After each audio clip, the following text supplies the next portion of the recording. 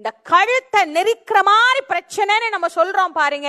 யாருக்கெல்லாம் அப்படி துன்பங்கள் இருக்கிறதோ, உங்கள் வீட்டுல நீங்க என்ன பெருமானை வச்சு கும்பிட்டாலும் சரி, அந்த பெருமான் முன்னாடி ஒரு நெய் தீபத்தை ஏத்தி வச்சு, மாசில் வீணையும் மாலை மதியமும் வீசு தென்றலும் வீங்கில வேணிலும் மூசு வண்டரை பொய்கையை போன்றதே ஈசன் எந்தை இணையடி நிழலேன்னு ஒரு நாளைக்கு காலையிலையும் மாலையிலையும் காலையிலையும் மாலையும் 48 நாள் தொடர்ந்து நீங்க இந்த 4 வரி சொல்லுங்க.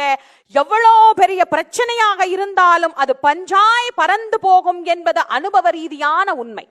வாழ்க்கையில ஏற்படுகிற துன்பத்தை, மரணத்தை கூட மாற்றக்கூடிய வலிமை பெற்றது இது. அதுல இருந்து தான் மீண்டு வெளியே வந்தாரு. எவ்வளவு அழகா வெளியில வந்தார்.